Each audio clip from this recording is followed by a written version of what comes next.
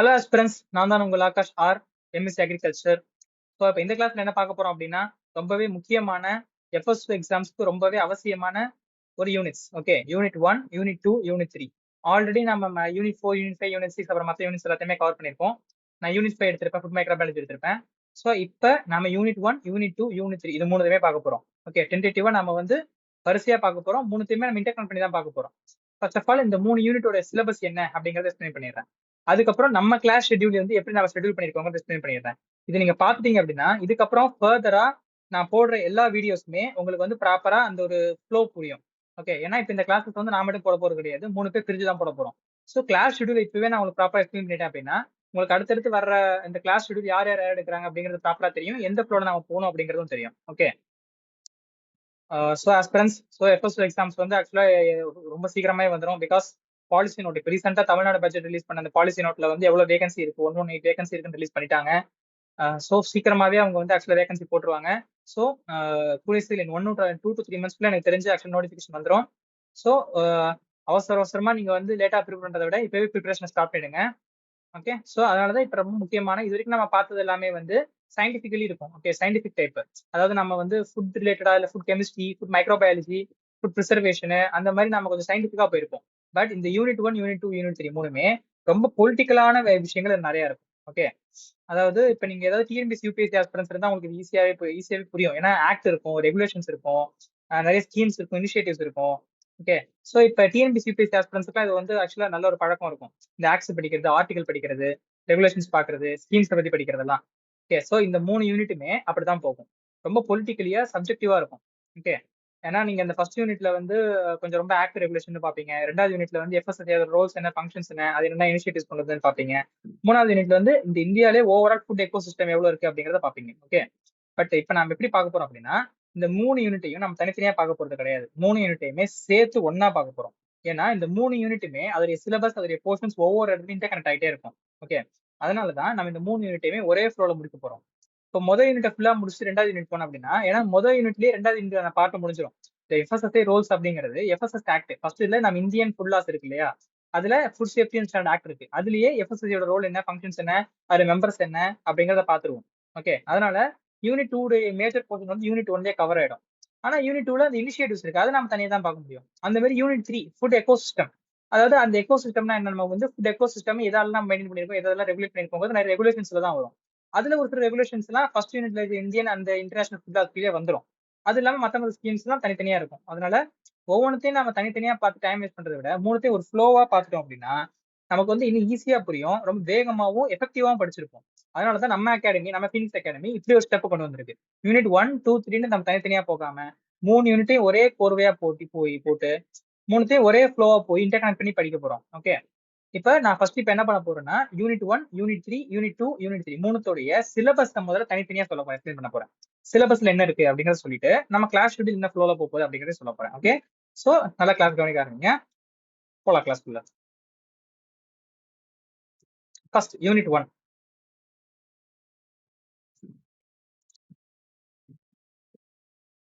Okay, unit 1 வந்து என்ன அப்படின்னா Indian and international.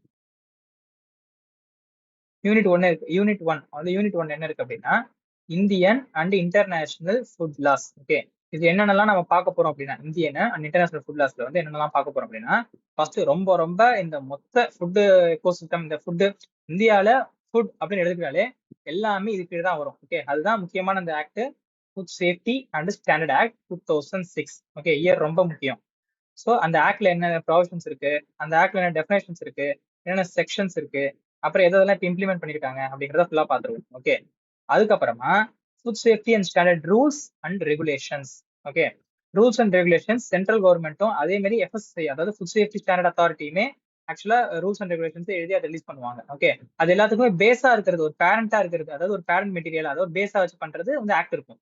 Food safety and standard act பேஸா வச்சு நிறைய ரெகுலேஷன்ஸ் ரிலீஸ் பண்ணிட்டே இருப்பாங்க.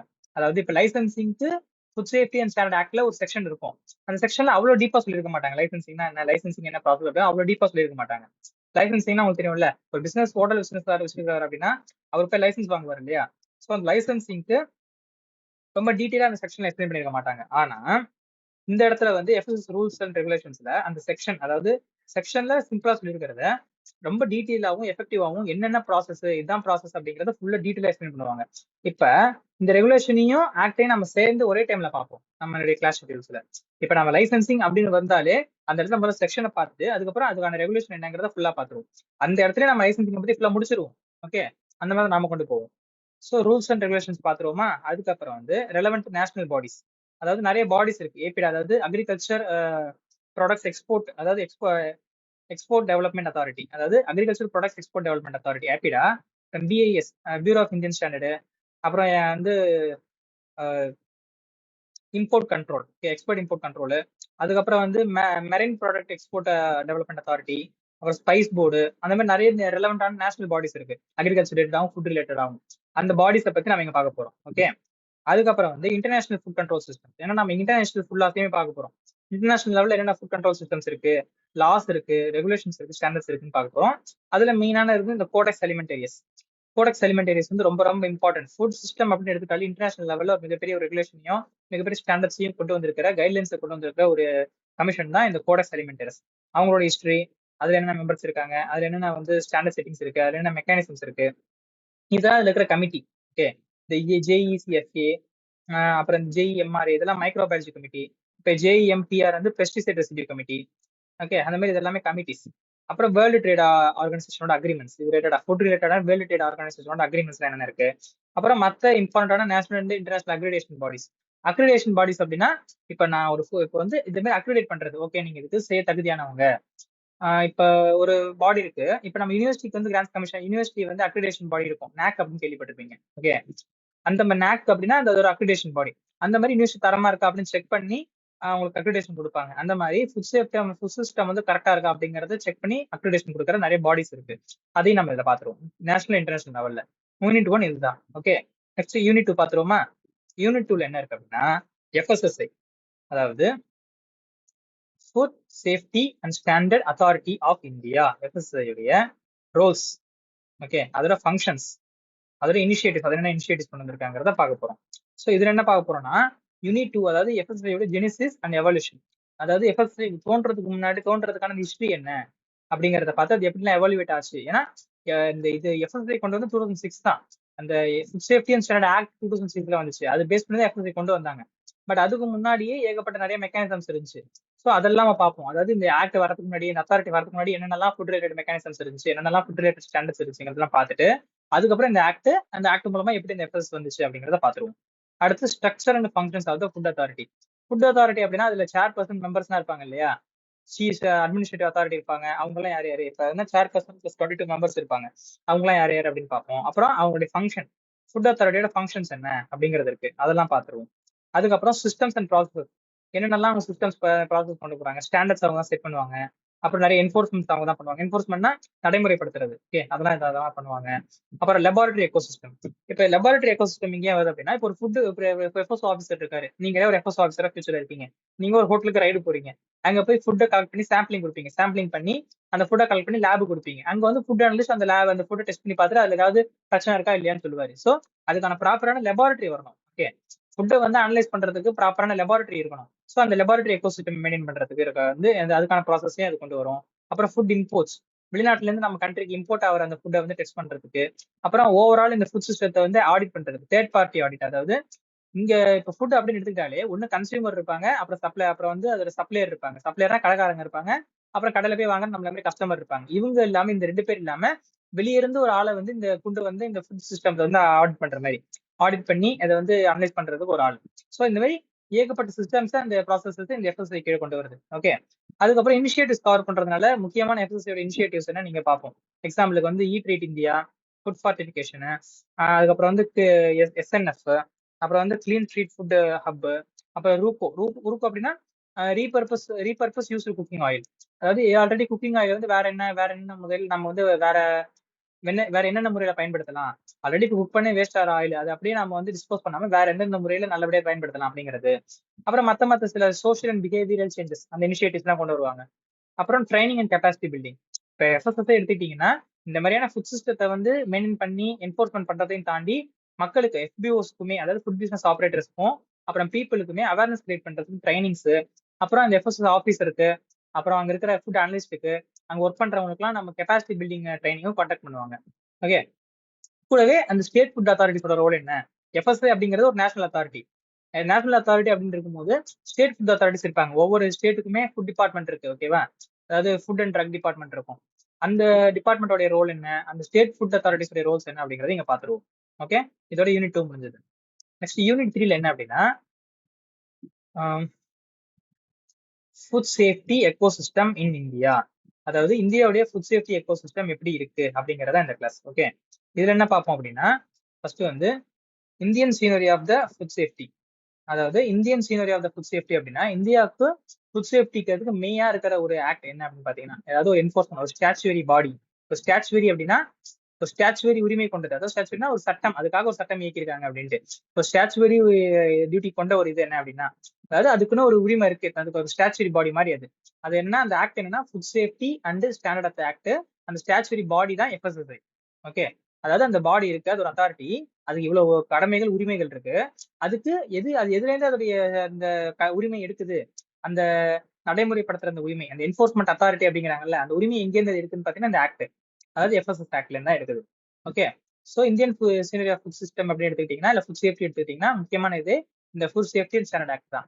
அதோடைய பேக்ரவுண்ட். அடுத்து வந்து food safety and standard regulations. Okay, அதாவது நம்ம ஆக்ட் தான் மெயினா ஃபுட் சேஃப்டி, அந்த நம்மளுடைய ஃபுட் சேஃப்டி எக்கோசிஸ்டம் இன் இந்தியாவை வந்து ஃபர்ஸ்ட் அது ஒரு அம்பரலாவா எல்லாத்தையும் கவர் பண்ணிருக்கிறது ஆக்ட். அப்படின்னா அது கீழே இருக்கிற கிளைகள் தான், ஒரு ஆலமரம் மாதிரி ஒரு பிரான்ச்சா, ஒரு மிகப்பெரிய ஒரு ஆலமரமா இருக்கிறது வந்து ஆக்சுவலா ஆக்ட்னா, அது இருக்கிற கிளைகள்லாம் வந்து ரெகுலேஷன்ஸ். ஓகே, ஏன்னா அந்த ஆக்ட்ல என்ன சொல்லியிருக்காங்கிறத ரொம்ப டீடைலா டீப்பா இது இப்படிதான் நடைமுறைப்படுத்தணும், இப்படிதான் அதை வந்து கொண்டு வரணும் அப்படிங்கறத சின்ன சின்னதா எல்லாத்தையுமே டீடைலா சொல்றது regulations and ரூல்ஸ்ல.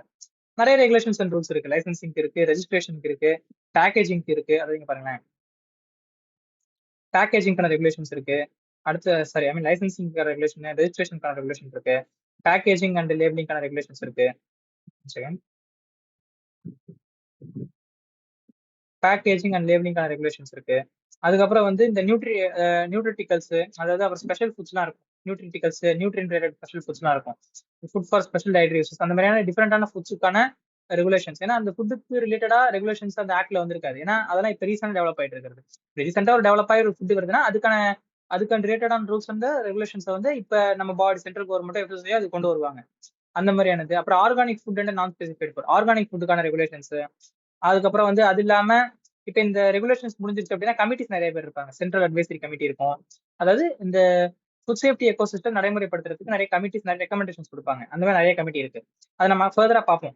Central advisory committee இருக்கு, சயின்டிபிக் கமிட்டி இருக்கு, அப்புறம் வந்து ஃபுட் இம்போர்ட் கிளியரன்ஸ் சிஸ்டம்ஸ் இருக்கு, அப்புறம் நோட்டிஃபைடு லேப்ஸ் இருக்கு, அப்புறம் எஜுகேஷன் சிஸ்டம் இருக்கு. எஜுகேஷன் சிஸ்டம் அப்படின்னா இப்போ வந்து நான் ஒரு FBO வந்து தப்பு பண்ணிட்டாரு, ஏதோ ஒரு கெட்டு போன ஃபுட்டை விற்கிறாரு அப்படின்னா அவர் மேல நடவடிக்கை எடுக்கணும் இல்லையா? அதாவது சட்டப்பூர்வமான நடவடிக்கை எடுக்கணும் இல்லையா? அந்த நடவடிக்கை எடுக்கிற ஒரு அத்தாரிட்டி தான் அந்த எஜுகேஷன். அந்த ப்ராசஸ் பேர் தான் எஜுகேஷன். அதை நடத்துறது எஜுகேட்டிங் ஆஃபீஸர். ஓகே, அவங்களை பத்தி நான் எக்ஸ்பிளைன் பண்றேன். அடுத்து initiatives of FSI.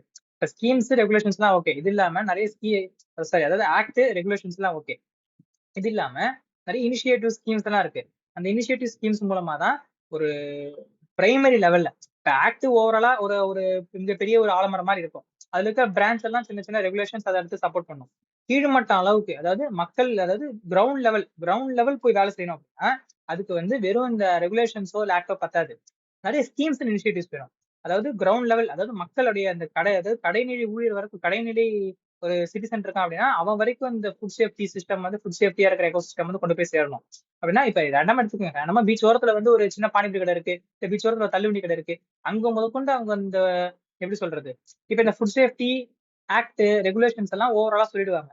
Okay, but நம்ம சத்தா சாப்பிடுறது, சுத்தமா சாப்பிடுறது ஸ்ட்ரீட் ஃபுட்ஸ் நிறைய இருக்கு. இப்ப தெரு ஓரத்துல பானிபூரி இருக்குன்னா கூட அந்த கடை சுத்தமா இருக்கா அப்படிங்கிறதுக்காக நிறைய இனிஷியேட்டிவ் ஸ்கீம்ஸ் எல்லாம் கொண்டு வரணும் இல்லையா? அதெல்லாம் இந்த எஃப்எஸ்ஐ கொண்டு வந்திருக்கும். அதுக்கு எக்ஸாம்பிளுக்கு வந்து அதுதான் இந்த ஈட் ரைட் இந்தியாங்கிற இனிஷியேட்டிவ்ஸ், இப்ப நான் முன்னாடி சொன்னேன், இது வந்து ஓவராலா நம்ம நல்லபடியா சாப்பிடணும் அப்படிங்கிறதுக்கு. இப்ப இங்க பாருங்க, clean street food. Street food அளவுக்கு கிளீனா இருக்கணும் அப்படிங்கிறதுக்கான ஒரு இனிஷியேட்டிவ்ஸ். ஃபுட் ஃபார்டிஃபிகேஷன், அதாவது சுத்தமான சாப்பாடு மட்டும் இல்லாம நியூட்ரிஷன் மிக்க சாப்பாடா இருக்கும். ஓகே, சோ ஃபுட் நியூட்ரியன் ஃபார்டிஃபை பண்றது. ஃபாஸ்டாக். ஓகே, அதாவது இந்த லைசன்சிங் அது ரிலேட்டடான ப்ராசஸ் எல்லாம் பண்றது. அப்புறம் வந்து அடல்ட்ரேஷன் டிடெக்ட் பண்றது. அந்த மாதிரி நிறைய இருக்கு. ஓகே, பாக், அதாவது blissful hygiene offering to God, அதாவது நம்ம ஹைஜீனா கொண்டு வரணுங்கிறத அப்படி காட் எல்லாம் கொண்டு வந்து பண்றாங்க. அப்புறம் food safety on wheels, food smart consumer, codex, diet for life ஏகப்பட்ட இனிஷியேட்டிவ்ஸ் இருக்கு. அந்த இனிஷியேட்டிவ்ஸ் பத்தி பார்க்க போறோம். இப்ப இந்த 3 யூனிட்டையும் நம்ம தனித்தனியா பார்க்க போறது கிடையாது. 3த்தையும் கம்பைன் பண்ணி இன்டர்லிங்க் பண்ணி தான் நம்ம பார்க்க போறோம். ஓகே, அதுதான் முதல்ல இந்த 3 யூனிட்ல என்னென்ன இருக்குங்கிறத நான் ஃபர்ஸ்ட் சொல்லிட்டேன். இப்ப நம்ம கிளாஸ் ஷெட்யூல் எப்படி இருக்குன்னு பார்ப்போம். ஓகே, ஃபர்ஸ்ட் நம்ம ஃபர்ஸ்ட் கிளாஸ்ல என்ன பார்க்க போறோம் அப்படின்னா background, objectives and pre FSS food laws. Okay, அதாவது நான் யூனிட் 3ல சொல்லியிருப்பேன். அதாவது சாரி யூனிட் 2ல வந்து எஃப்எஸ்எஸ் அதோடைய எவல்யூஷன் ஜெனிசிஸ் ஆக்ட் வரதுக்கு முன்னாடி என்னென்னலாம் அதோடைய முன்னாடி இருந்தது. இந்த ஆக்ட் எஃப்எஸ்எஸ் ஆக்ட் 2006ல வந்துச்சு. அதுக்கு முன்னாடி நிறைய ஆர்டர்ஸ் ஆக்ட்ஸ் எல்லாம் இருந்திருக்கும். இந்த ஃபுட்டை வந்து நம்ம ப்ராப்பரா ரெகுலேட் பண்றதுக்கு, என்ஃபோர்ஸ் பண்றதுக்கு அதெல்லாம் என்னென்ன, அதுல என்னென்ன பாயிண்ட்ஸ் இருக்கு அப்படிங்கறது இதுல பார்ப்போம். அதுலதான் முக்கியமான இதெல்லாம் வரும். எக்ஸாம்பிளுக்கு வந்து இந்த வெஜிடபிள் ஆயில் ப்ராடக்ட் ஆர்டர், அப்புறம் edible oil packaging order, solvent extracted oil order, அந்த மாதிரி நிறைய, அப்புறம் எசென்சியல் கமோடிட்டிஸ் ஆக்ட், அதெல்லாம் நிறைய இருக்கும். எஃப்எஸ்எஸ் ஆக்ட் வந்ததுக்கு அப்புறம் அந்த ஆக்ட்ஸ், அந்த ஆர்டர்ஸ், அந்த ஆக்ட்ஸ் எல்லாம் ரிப்பீல் ஆயிடும். ரிப்பீல்னா அதெல்லாம் வந்து அது வந்து முடிவுக்கு வந்துடும். ஏன்னா அந்த இதெல்லாம் இந்த எஃப்எஸ் ஆக்டுக்குள்ள கொண்டு வந்துட்டாங்க. ஓகே, சோ அதை இங்க பாத்துருவோம். நெக்ஸ்ட் என்ன பார்க்க போறோம் அப்படின்னா செகண்ட் கிளாஸ்ல என்ன பார்ப்போம் அப்படின்னா genesis and structure of FS act part 1. அதாவது இந்த ஜெனிசிஸ், அதாவது அந்த ஆக்ட் வர்றதுக்கான இது என்ன, நோக்கம் என்ன, எந்த ஆட்சியில, அதாவது எந்த ஆட்சியில இந்த ஆக்ட் கொண்டு வராங்க. 2006 காங்கிரஸ் ஆட்சி, மன்மோகன் சிங் இருக்கும்போது இந்த ஆட்சி கொண்டு வர்றாங்க. அப்ப யாரு வந்து ஆக்சுவலா பிரதம அமைச்சரா இருந்தா, அந்த எந்த ஹெல்த் மினிஸ்டர், இது வந்து எந்த மினிஸ்ட்ரி கீழே வருதுன்னு பாத்தீங்கன்னா ministry of health and family affair கீழே தான் வருது. ஓகே, எந்த இதுக்குள்ள எந்த மினிஸ்ட்ரிக்குள்ள வருதுன்னா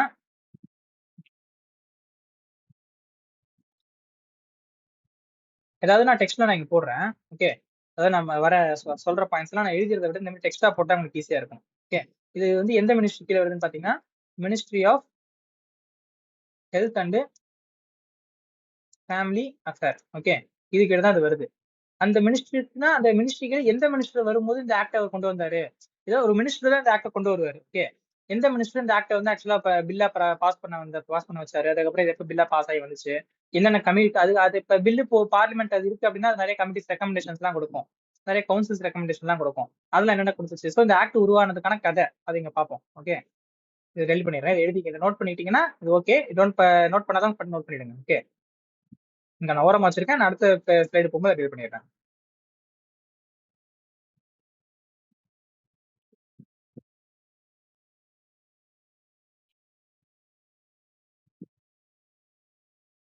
ஸோ என்னென்ன அந்த, அதாவது பிஎஃப்ஏ, அதாவது அப்புறம் வந்து பிரைம் மினிஸ்டர் கவுன்சில் ரெக்கமெண்டேஷன்ஸ், அப்புறம் ஜாயிண்ட் பார்லிமெண்டரி கமிட்டி ரெக்கமெண்டேஷன்ஸ், அப்புறம் வந்து இந்த எஃப்எஸ்எஸ் பில் 2005 பாஸ் பண்றது, அப்புறம் ரெனக்ட் பண்றது, அந்த ஹிஸ்டரி எல்லாம் இங்க பார்த்துட்டு அப்புறம் இன்னொரு பார்ட்ல என்ன பார்ப்போம் அப்படின்னா சாப்டர் 1 to 6. அதாவது இந்த எஃப்எஸ்எஸ் ஆக்ட் வந்து 6 சாப்டரா 12 சாப்டரா பிரிப்பாங்க. ஓகே, அந்த 12 சாப்டர்ல மொதல் 6 சாப்டர்ல என்னென்னலாம் இருக்கு, அதாவது அந்த மொதல் 6 சாப்டர்ல என்ன இருக்குன்னா செக்ஷன் 1 to 28 வரைக்கும் கொடுக்கும். ஸோ அந்த எல்லா செக்ஷனையும் நேம்ஸ், அந்த செக்ஷன் நேம், அந்த செக்ஷன் 1 என்போர்ஸ்மெண்ட் அத்தாரிட்டி அப்படின்னு சொல்லி அது ரொம்ப பேசிக்கா பிரீஃபா அதுல என்ன சொல்ல வந்திருக்காங்க அப்படிங்கறத மட்டும். ஓகே, முதல் சாப்டர்ல இருந்து 6வது சாப்டர் வரைக்கும் அந்த எல்லாம் முதல் செக்ஷன் இருந்து 28வது செக்ஷன் வரைக்கும் அவங்க என்ன சொல்ல வந்திருக்காங்க அப்படிங்கறத இங்க பாத்துருவோம். ஓகே, அதுல அடுத்து வந்து structure and efforts act part 2. முதல் பார்ட் 1ல வந்து முதல் செக்ஷன் இருந்து 28வது செக்ஷன் வரைக்கும் என்னென்னலாம் சொல்லியிருக்காங்க அப்படிங்கறத பாத்துருவோம். இதுல வந்து அடுத்த சாப்டர்ஸ், அதாவது செக்ஷன் 7ல இருந்து 12 வரைக்கும் அவங்க என்ன சொல்லியிருக்காங்க, அந்த 7ல இருந்து 12 வரைக்கும் என்னென்ன சாப்டருக்குள்ள என்னென்ன செக்ஷன்ஸ் இருக்கு அப்படின்னா செக்ஷன் 29ல 101 வரைக்கும் ஓவராலா மொத்தம் 101 செக்ஷன்ஸ் இருக்கு. அப்ப முதல் 6 சாப்டர்ல 1ல இருந்து 28 செக்ஷன்ஸ் வரைக்கும் சொல்லியிருக்காங்க. அப்புறம் வந்து சாப்டர் 7ல இருந்து 12 வரைக்கும் செக்ஷன் 29ல 101 வரைக்கும் சொல்லியிருக்காங்க. அதுல என்னென்ன செக்ஷன்ஸ் இருக்கு அப்படிங்கறத இங்க பாத்துருவோம். பிரீஃபா இன்ட்ரோடக்ஷன் மாதிரி டீடைலா பார்க்க போறதுல பிரீஃபா என்ன சொல்ல வந்திருக்காங்கன்னு மட்டும் பார்க்க போறோம். ஓகே, அதுல என்ன வருவாங்க அப்படின்னு பார்த்து அதுக்கப்புறம் அதுல என்னென்ன வருவாங்க அப்படின்னா என்போர்ஸ்மெண்ட் அனலைசிஸ், அதாவது இந்த செக்ஷன் 29ல 101 இருக்க வர இதெல்லாம் என்போர்ஸ்மெண்ட் அத்தாரிட்டி, அப்புறம் ஃபுட் அனலைசிஸ், அப்புறம் பெனால்டிஸ் என்னென்ன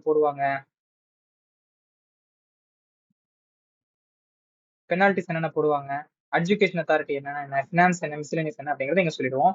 கூடவே அந்த ஆக்டுக்கு 2 ஷெட்யூல் இருக்கும், first schedule and second schedule.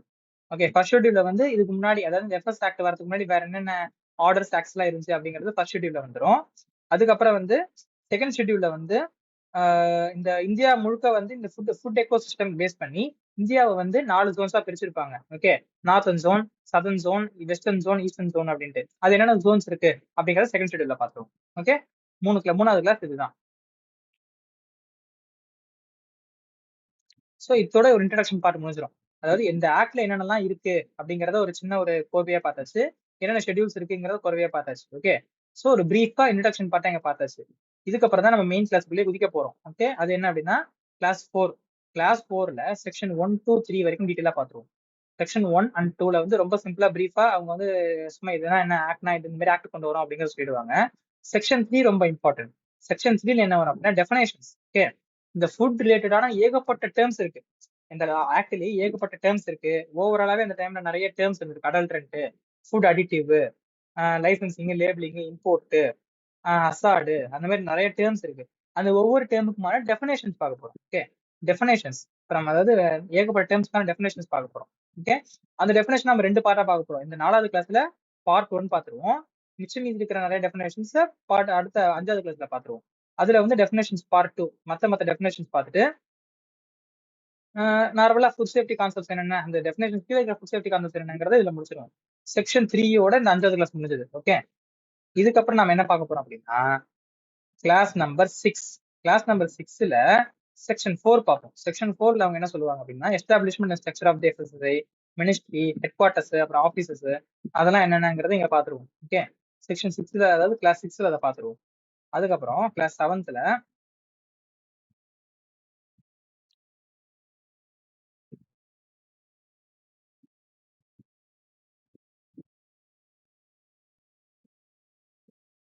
Okay,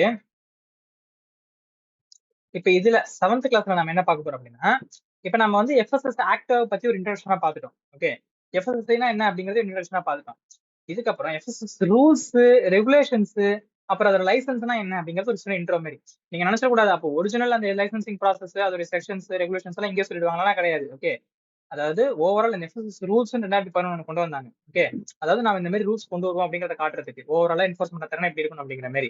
அப்புறம் செக்ஷன் 91, 92 இருக்கு அப்படின்னா சென்ட்ரல் கவர்மெண்ட் அண்ட் எஃப்எஸ்எஸ்ஐ இவங்க 2 பேருமே இந்த ஃபுட் ரிலேட்டடான ஏதாவது ரூல்ஸ் ரெகுலேஷன்ஸ் மேக் பண்ணலாம் அப்படிங்கறத அவங்க இந்த மாதிரி அத்தாரைஸ் பண்ற ஒரு செக்ஷன்ஸ் அந்த 91, 92. அதை பார்த்துட்டு பிரின்சிபலான ரெகுலேஷன்ஸ் ஓவரால் என்னென்ன எத்தனை ரெகுலேஷன்ஸ் இருக்கு, தனியா நம்ம ஒவ்வொரு ரெகுலேஷனையும் தனியா பார்ப்போம். ஆனா இது வரைக்கும் ஓவரால் எத்தனை ரெகுலேஷன்ஸ் வந்திருக்கு அப்படிங்கறத அந்த பிரின்சிபல் ரெகுலேஷன்ஸையும் சயின்டிபிக் அண்ட் அட்மினிஸ்ட்ரேட்டிவ் ரெகுலேஷன்ஸையும் நம்ம இங்க பாத்துருவோம். இத்தனை ரெகுலேஷன்ஸ் இருக்குன்ட்டு. அப்புறம் லைசன்ஸ், இந்த 17 டிஜிட் லைசன்ஸ் நம்பர் இருக்குல்ல, சும்மா இங்க ஒரு இன்ட்ரோமே சொல்லிடுவோம். லைசன்ஸ்னா இதுதான், ரெகுலேஷன்ஸ் வந்துட்டு லைசன்சிங்னா இதுதான் அப்படிங்கறத சொல்லிட்டு லைசன்சிங் கேட்டகரிஸ் இனிஷியேட்டிவ்ஸ் எல்லாம் சொல்லிடுவோம். ஜஸ்ட் ஒரு இன்ட்ரோ மாரி. ஓகே, அதுக்கப்புறம் மெயினான அந்த செக்ஷன் வரும்போது அதை போய் டீப் எக்ஸ்பிளைன் பண்ணிடுவேன். பட் இங்க ஒரு சின்ன இன்ட்ரோ மாதிரி கொடுத்துருவேன். ஏன்னா ரெகுலேஷன்ஸ்க்கு ஒரு இன்ட்ரோ கொடுத்துட்டு லைசன்ஸ்க்கு ஒரு இன்ட்ரோ கொடுக்கறது தான் இங்க. அடுத்து 7வது கிளாஸ் முடிஞ்சிச்சா, அடுத்து 8வது கிளாஸ். இந்த கிளாஸ் என்னன்னா செக்ஷன் 5 to 10. இந்த செக்ஷன்ஸ்ல என்ன சொல்லுவோம் அப்படின்னா ஃபுட் அத்தாரிட்டியோட கம்போசிஷன், அதாவது ஒரு சேர்பர்சன் 22 மெம்பர்ஸ் இருப்பாங்க. அப்புறம் செலக்ஷன் கமிட்டி, அதாவது இந்த members and chairperson members select பண்ற அந்த கமிட்டி, செலக்ஷன் கமிட்டி. அப்புறம் அவங்களோட டேர்ம், அதாவது இந்த மெம்பர்ஸ் அண்ட் சேர்பர்சனோட டேர்ம், அவங்க சேலரி, அதுக்கப்புறம் அவங்களுடைய இந்த ரிமோட் ப்ராசஸ், அப்புறம் ஆஃபீஸர்ஸ் அண்ட் எம்ப்ளாயிஸ், அது இல்லாம சிஇஓ. ஓகே, அதாவது சீஃப் எக்ஸிக்யூட்டிவ் ஆஃபீஸர்னு சொல்லுவாங்க. அவர் தான் இந்த எஃப்எஸ்எஸ்ஐ சேர்பர்சன் மெம்பர்ஸ் எல்லாம் பொலிட்டிக்கலா policy related heads. But administrative head, அட்மினிஸ்ட்ரேஷனா எஃப்எஸ்எஸ் யார் பாத்துக்கிறதுனா சிஇஓ தான். அவரு யாரு, அவருடைய ஃபங்க்ஷன்ஸ் என்ன அப்படிங்கறத இங்க சொல்லிடுவோம். ஓகே, நெக்ஸ்ட் 9th கிளாஸ்ல என்ன பார்ப்போம் அப்படின்னா 9வது கிளாஸ்ல செக்ஷன் 11 to 17 வரைக்கும் பாத்துருவேன். இதுல என்னன்னா கமிட்டிஸ் வந்துடும். சென்ட்ரல் அட்வைசரி கமிட்டி, அப்புறம் சயின்டிபிக் பேனல்ஸ், அப்புறம் மத்த கமிட்டிஸ், ஸ்டாண்டர்ட் செட்டிங் கமிட்டிஸ், அப்புறம் எஃப்எஸ்எஸ் ஸ்ட்ரக்சர், அப்புறம் ஃபுட் அத்தாரிட்டியோட ஃபங்க்ஷன்ஸ், கமிட்டிஸ் சொல்லிட்டு அப்புறம் அந்த செக்ஷன் வயசுல தான் இவங்க கமிட்டிஸ் சொல்லுவாங்க. அப்புறம் அந்த ஃபுட் அத்தாரிட்டியோட ஃபங்க்ஷன்ஸ் எல்லாம் என்ன அப்படிங்கறத சொல்லுவாங்க. நீங்க பாத்தீங்களா இந்த 8th கிளாஸ்லயும் இந்த 8th கிளாஸ் அண்ட் 9th கிளாஸ்லயே லிட்டரலி யூனிட் 2 கவர் ஆகுது. யூனிட் 2ல என்ன பார்த்தோம், எஃப்எஸ்எஸ்ஐ உடைய ரோலு ஃபங்க்ஷன்ஸ் எல்லாம் பார்த்தோம்ல, அதெல்லாம் இங்கே வந்துச்சு பாருங்க. நீங்க பாருங்க இங்கெல்லாம் இது இங்கே நம்ம ஃபுட் அத்தாரிட்டியோட கம்போசிஷன் பார்த்தாச்சு, ரோல்ஸ் பார்த்தாச்சு, இங்கே ஃபுட் அத்தாரிட்டியோட ஃபங்க்ஷன் பார்த்தாச்சு. Okay, so literally second unit இங்கே கவர் ஆயிடுச்சு பாத்தீங்களா. ஓகே, நெக்ஸ்ட் வந்து 10வது 10th வந்து செக்ஷன் 18, அதாவது general principles of food safety. ஓவராலா ஜெனரல் பிரின்சிபல்ஸ் என்ன இருக்கு, risk assessment, management, precaution principles, அப்புறம் பேட்ச் லாட் பிரின்சிபல்னா என்ன, ஸ்டாண்டர்ட்ஸ் என்ன, சயின்டிபிக் பேசிஸ் என்ன இருக்கு, ட்ரேட் ப்ராக்டிஸ்ல கன்சூமர் ப்ரொடக்ஷன் என்ன, அன்ஃபேர் ப்ராக்டிசஸ் என்ன அப்படிங்கறத இங்க சொல்லிடுவோம். ஓகே, நெக்ஸ்ட் வந்து கிளாஸ் நம்பர் 11. கிளாஸ் நம்பர் 11ல என்னன்னா செக்ஷன் 19. செக்ஷன் 19ல ஃபுட் அடிட்டிவ்ஸ், அப்புறம் ப்ராசஸிங் எய்ட்ஸ், அது ரிலேட்டடான டேர்ம்ஸ் எல்லாம் இதுல பாத்துருவோம். அடுத்து செக்ஷன் 20 சொல்லிடுவோம். அதுல கண்டாமினன்ஸ், ஹெவி மெட்டல்ஸ் என்ன அப்படிங்கறத பாத்துருவேன். ஓகே, அது ரிலேட்டடா ஃபுட் ரிலேட்டடா இந்த கண்டாமினன்ஸ், ஹெவி மெட்டல்ஸுக்கு செக்ஷன் ஆக்ட்ல ஒரு சில டெஃபினிஷன் சொல்லியிருப்பாங்க. அது இல்லாம ரெகுலேஷன்ஸ்லயும் நிறைய விஷயங்களை கொண்டு வந்திருப்பாங்க. அதெல்லாம் இங்கே கவர் பண்ணிடுவோம். இந்த ஆக்டுக்குள்ளே ரெகுலேஷன்ஸ் வந்துடும். நம்ம ரெகுலேஷன்ஸ் தனி சாப்டரா பார்க்க போறது கிடையாது. இந்த செக்ஷன் கீழே தான் இப்ப நம்ம ஃபுட் லைசன்சிங் அப்படின்னு எடுத்துட்டீங்கன்னா அது கீழே ரெகுலேஷன்ஸ் வரும். அந்த மாதிரி ஃபுட் அடிட்டிவ்ஸ் ப்ராசஸிங் இருந்தாலே அதுக்கு நிறைய ரெகுலேஷன்ஸ் கொண்டு வந்திருப்பாங்க. அது இந்த செக்ஷன் கீழே வந்துடும். ஏன்னா இந்த 2 செக்ஷனை சொல்றதுக்கு மட்டும் நான் இவ்வளவு ஒரு கிளாஸ் எடுத்துக்க போறது கிடையாது. அது 2 நிமிஷம் சொல்லிட்டு போயிடலாம். பட் அது டீப்பாவும் அதுக்குள்ள என்னென்ன ரெகுலேஷன்ஸ் இருக்கு, அந்த ரெகுலேஷன்ஸ்ல என்னென்ன பாயிண்ட்ஸ் இருக்குன்னு சொல்லணும்னா நான் இவ்வளவு டைம் எடுத்தாகணும். அதனாலதான் நான் இது எல்லாத்தையுமே இது 2 தான் போட்டிருக்கேன். ஓகே, அடுத்து 12th கிளாஸ்ல வந்து செக்ஷன் 20 ரொம்ப ரொம்ப இம்பார்ட்டன்ட். முன்னாடி பார்த்த செக்ஷன் 20ல கண்டாமினன்ஸ் ஹெவி மெட்டல்ஸ் வந்துருச்சு. அப்புறம் மத்த சில கண்டாமினன்ஸ் எல்லாம் இருக்கு. அதாவது இதுல மைக்கோடாக்சின்ஸ் இருக்கு, பிளான்ட் மைக்கோடாக்சின்ஸ் இருக்கு, அப்புறம் பிளான்ட் டாக்சின்ஸ் இருக்கு, மெரைன் டாக்சின்ஸ் இருக்கு, அப்புறம் பெஸ்டிசைட்ஸ், ஆன்டிபயோட்டிக் ரெசிடியூஸ், அதை பத்தின டெஃபினேஷன்ஸ், அது ரிலேட்டடான ஏதாவது ரெகுலேஷன்ஸ் இருக்கா அப்படிங்கிறது எல்லாத்தையுமே கிளாஸ் 12ல பாத்துருக்கு. ஓகே, ஸோ இது இங்க முடிஞ்சது. நெக்ஸ்ட் வந்து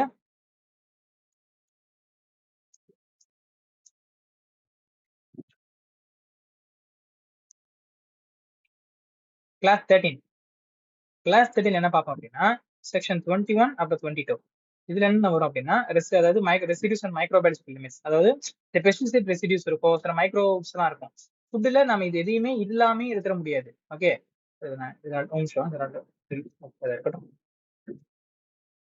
ஃபுட் அப்படின்னு எடுத்துக்கிட்டீங்கன்னா அதுல கொஞ்சம் அளவாவது ரெசிடியூஸ் இருக்கும், கொஞ்சம் அளவாவது மைக்ரோப்ஸ் இருக்கும். பட் அது நம்ம நிறைய இருக்கக்கூடாது. ஸோ அதுக்கான ஒரு லிமிட் செட் பண்றோம். ஓகே, அதான் செக்ஷன் 21. செக்ஷன் 22ல special foods, genetically modified food, organic food, okay, அப்புறம் ஃபங்க்ஷனல் ஃபுட்டு, அப்புறம் நியூட்ரிகிரிட்டிகல்ஸ், ஹெல்த் சப்ளிமெண்ட்ஸ், அதெல்லாம் என்னென்ன, ப்ரோபயோட்டிக் ப்ரீபயோட்டிக் என்னென்ன, அதுக்கு என்ன ரெகுலேஷன்ஸ் இருக்குங்கிறது நீங்க பாத்துருவோம். இது எல்லாத்துக்கு கீழே செக்ஷன்ஸ் கீழே ரெகுலேஷன்ஸையும் கொண்டு வந்துருவேன். ஓகே, அடுத்து செக்ஷன் 22 அதோட கண்டினியூஷன் தான். Okay, functional foods, health foods என்னென்ன, நாவல் ஃபுட்ஸ், ஜிஎம் ஃபுட்ஸ் என்னங்கிறத கிளாஸ் 14ல சொல்லுவேன். இதோட கண்டினியூஷன் பார்ட். அடுத்து கிளாஸ் 15ல வந்து பேக்கேஜிங் அண்ட் லேபிளிங் பத்தி சொல்லுவேன். கிளாஸ் 23 அதாவது செக்ஷன் 23 பேக்கேஜிங், லேபிளிங். ஓகே, அதாவது நம்ம ஒரு ஃபுட் ப்ராடக்ட்னா அதை பத்தி நம்ம எல்லாமே தெரிஞ்சுக்கணும்னா அது பேக்கேஜிங் அண்ட் லேபிளிங். பேக்கேஜிங் அந்த ஃபுட் சேஃபா வச்சுக்கிறதுக்கு, லேபிளிங் தான் ரொம்ப முக்கியம். ஏன்னா அதுலதான் அந்த ஃபுட் எங்க போகுது, எங்க வருது, அதோட மேனுஃபேக்சரிங் டேட் என்ன, எக்ஸ்பைரி டேட் என்ன அப்படிங்கிறது எல்லாமே தெரியும். அது கீழே இருக்கிற ரெகுலேஷன்ஸையும் சொல்லிடுவேன். 16 அதோட கண்டினியூஷன் தான் ஃபுட் லேபிளிங்கான ரெகுலேஷன்ஸ். ஓகே, ஜென்ரல் லேபிளிங் அது ரெகுலேஷன்ஸ். அதுக்கப்புறம் கிளாஸ் 17 வந்து அந்த லேபிளிங் ரெகுலேஷன்ஸ்லயே நியூட்ரிஷன் அண்ட் ஸ்பெஷல் ஃபுட்டுக்கு வந்து சில டிக்ளரேஷன்ஸ் இருக்கும். அதுக்கான டிஃப்ரெண்ட் டைப்ஸ் ஆஃப் லேபிளிங் இருக்கும். அதை இங்க பாத்துருவோம். ஓகே, நெக்ஸ்ட் கிளாஸ் 18ல வந்து அதே லேபிளிங் தான். பட் அலர்ஜிக்கு இருக்கு, இல்ல டிஸ்பிளே அலர்ஜி, இந்த ஃபுட் வந்து இவங்களாம் ஒவ்வாது, இப்போ குழந்தைங்க சாப்பிடக்கூடாது, வயசானவங்க சாப்பிடக்கூடாது, பிரெக்னென்ட் லேடி சாப்பிடக்கூடாதுங்கிற அந்த அலர்ஜி ரிலேட்டட் ரெக்குவயர்மெண்ட்ஸ் எல்லாம் இங்க போடுறதுக்கான ரெகுலேஷன்ஸ் என்னங்கிறத கிளாஸ் 19 பார்த்துருவோம். ஓகே, அடுத்து கிளாஸ் 18ல பார்த்துருவோம். 19ல வந்து மற்ற சில ஸ்பெஷல் லேபிளிங் ரெக்குவயர்மெண்ட்ஸ். ஏன்னா இந்த லேபிளிங் இது ஏன் இத்தனை கிளாஸ் போடுறோம் இவ்வளோ இருக்கு அப்படிங்கிறது, ஏன்னா இது ஏன்னா ரொம்ப இம்பார்ட்டன்ட் லேபிளிங் இருக்கு. ஒரு ஃபுட்டு நம்ம இது ஃபுட்டை பத்தின எல்லா டீட்டெயிலுமே அந்த லேபிளிங்ல தான் நம்ம கண்டுபிடிக்க போறோம். ஸோ லேபிளிங் ரொம்ப முக்கியம். ஓகே, அதனாலதான் லேபிளிங்க்கு இத்தனை கிளாஸஸ் போகுது.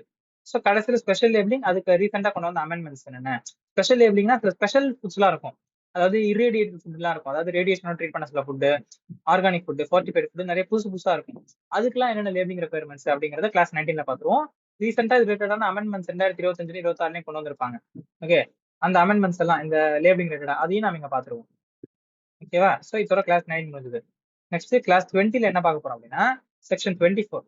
செக்ஷன் 24ல வந்து அதாவது எப்படி சொல்றது, மிஸ்லீடிங்கான இல்லைன்னா அட்வர்டைஸ்மெண்ட்ஸ் எல்லாம் அவங்க வந்து ரெஸ்ட்ரிக்ட் பண்றாங்க. மிஸ்லீடிங் அட்வர்டைஸ்மெண்ட்டோ இல்ல அன்ஃபேர் ட்ரேட் ப்ராக்டிஸோ இருந்தா அது வந்து ஆக்சுவலி அதை ப்ரொஹிபிட் பண்ணி ரெஸ்ட்ரிக்ட் பண்ணுவாங்க. அதை வந்து நம்ம கிளாஸ் 20 அது செக்ஷன் 24ல பாத்துருவோம்.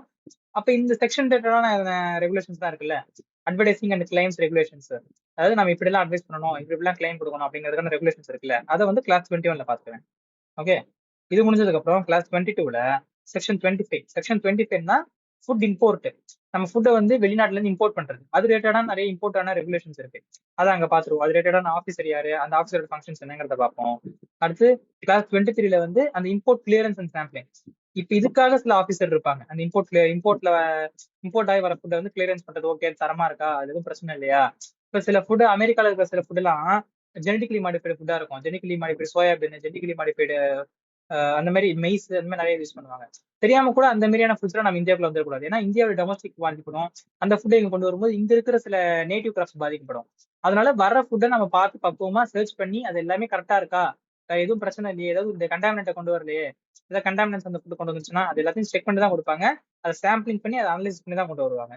அதுக்கான ஓவரால் ப்ராசஸ் இந்த கிளாஸ் 23ல பாத்துருவோம். ஓகே, நெக்ஸ்ட் வந்து கிளாஸ் 24.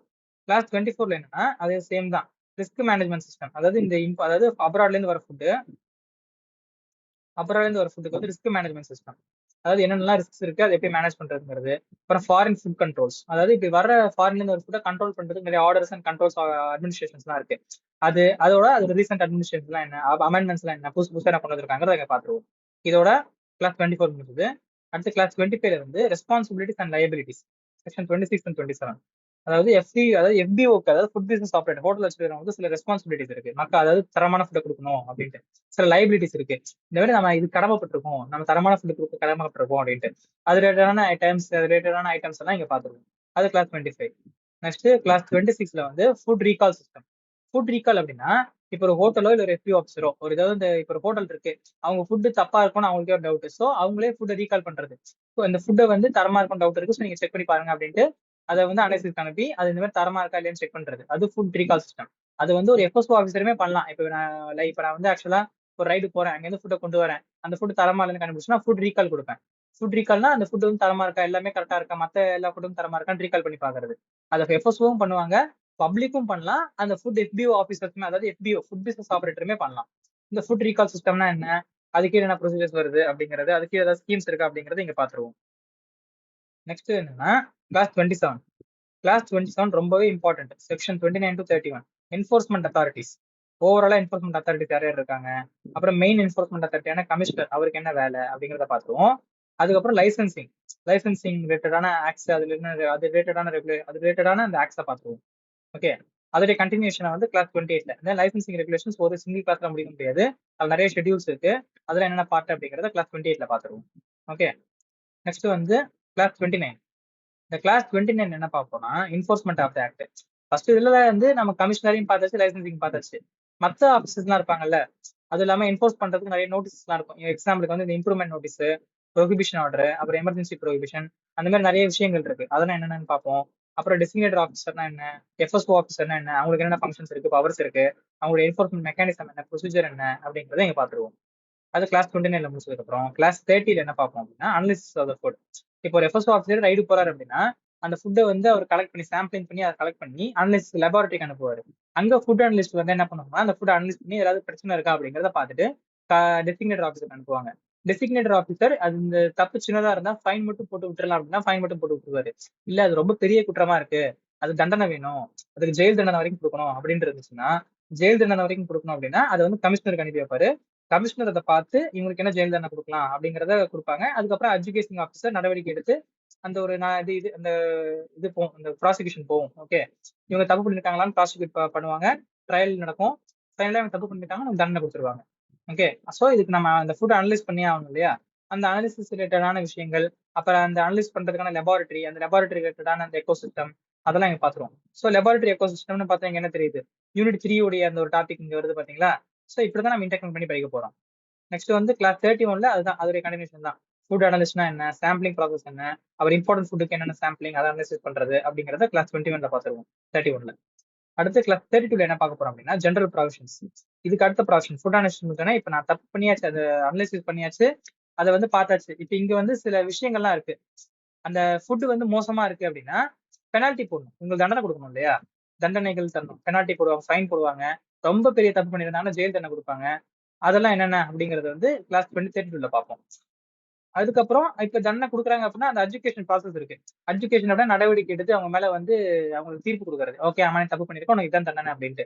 அது ரிலேட்டடான அந்த எஜுகேஷன் ப்ராசஸ், கோர்ட்ஸ், அதெல்லாம் நம்ம கிளாஸ் 33ல பாத்துருவோம்.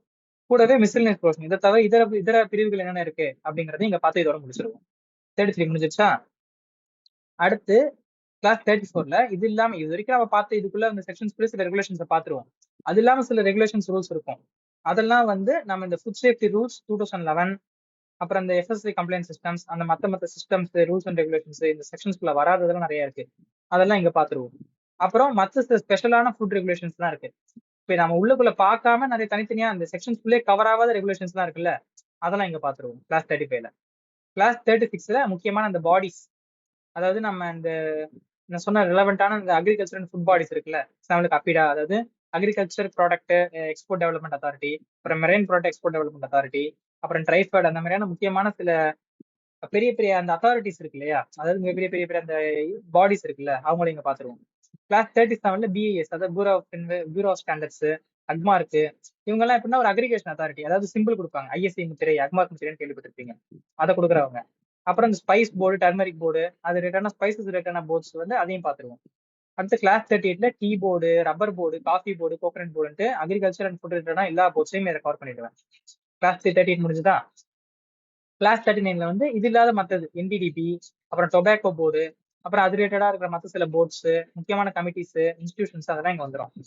நெக்ஸ்ட் வந்து கிளாஸ் 40ல என்ன வரும்னு பாத்தீங்கன்னா ஐஐபி, அப்புறம் நின்னு, அப்புறம் சிஎஃப்டிஆர்ஐ, அப்புறம் சிடிஆர்ஐ, அப்புறம் மினிஸ்ட்ரி ஆஃப் இது ஃபுட் ப்ராசஸிங் இண்டஸ்ட்ரி, அப்புறம் ஃபுட் கார்பரேஷன் ஆஃப் இந்தியா, அந்த மாதிரியான சில முக்கியமான சிஸ்டம்ஸ் எல்லாம் இருக்கு, ஃபுட் ரிலேட்டட் சிஸ்டம்ஸ் எல்லாம் இருக்கு, அதெல்லாம் இங்க பாத்துருவோம். அடுத்து கிளாஸ் 41ல இப்ப நம்ம இது வரைக்கும் நேஷனல் லெவல் பாடி பார்த்துட்டு இருந்தோமா, அடுத்து இன்டர்நேஷனல் பாடிக்கு போயிருவோம். FAO, அதாவது food and agriculture organisation, world health organisation, world trade organisation, அது ரிலேட்டடா அப்புறம் மற்ற இன்டர்நேஷனல் ஃபுட் சேஃப்டி இன்ஸ்டிடியூஷன்ஸ் எல்லாம் இங்க கவர் ஆயிடும். அடுத்து கிளாஸ் 42ல கோடெக்ஸ் அலிமெண்டரியஸ், அதாவது இம்பார்ட்டன்டான ஃபுட் ரிலேட்டட் லெஜிஸ்லேஷன், அதாவது வேர்ல்ட் லெவல்ல ஃபுட் ரிலேட்டடா என்னென்ன கொண்டு வரணும், என்ன ரெகுலேஷன் கொண்டு வரணும், ரூல்ஸ் என்ன மெயின்டைன் பண்ணுங்கிறத டீட்டெயிலா உலக, அதாவது குளோபல் லெவல்ல கொண்டு வந்த இதுதான் இந்த கோடெக்ஸ் அலிமெண்டரியஸ். ஸோ ரொம்பவே முக்கியம். அதுல என்னென்ன இருக்கு, அதோட ஹிஸ்டரி என்ன, அதுல என்ன ஸ்கோப் அண்ட் ஸ்டாண்டர்ட்ஸ் இருக்கு அப்படிங்கறத இங்க பாத்துருவோம். ரொம்ப முக்கியமான கிளாஸ். அப்புறம் இந்த கோடெக்ஸ் அலிமெண்டரிஸ்க்கு நிறைய கமிட்டிஸ் தான் இருக்கும் இல்லையா, அந்த கமிட்டிஸ், சயின்டிபிக் பாடிஸ், அதெல்லாம் இங்க பாத்துருவோம். அடுத்து கிளாஸ் 44ல வந்து இது இல்லாத மற்ற சில அக்ரிடேஷன் பாடிஸ் தான் இருக்கும். இவங்க வந்து ரெகுலேட் சில மற்ற இந்த ஃபுட் ரிலேட்டட் பாடிஸ். இதுக்கப்புறம் சில அக்ரிடேஷன் பாடி இருக்கும்.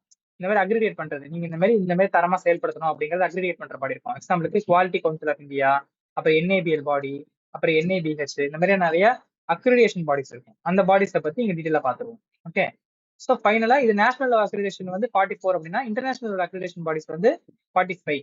அதுல தான் இந்த ISO அக்ரிடேஷன் இருக்கு, ISO அந்த மாதிரியான இதெல்லாம் கேள்விப்பட்டிருப்பீங்க. அந்த பாடிஸ் எல்லாமே நம்ம இங்க பாத்துருவோம்.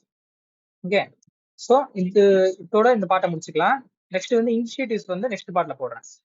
ஸோ இந்த இதுல வந்து அந்த யூனிட் 1, 2, 3ல முக்கியமான விஷயங்கள்லாம் இனிஷியேட்டிவ்ஸ் தவிர மற்ற எல்லா முக்கியமான விஷயத்தையும் இங்க பார்த்தாச்சு. ஸோ இதுக்கு அடுத்த இருக்கிற பார்ட்ல வந்து இனிஷியேட்டிவ்ஸ்ல வந்து முக்கியமான இனிஷியேட்டிவ்ஸ் தான் என்னென்ன அப்படிங்கறத அங்க கவர் பண்றேன். ஓகே, ஐ மீன் எந்த ஃப்ளோல பார்க்க போறோம் அப்படிங்கறத கவர் பண்றேன். Okay, thank you guys.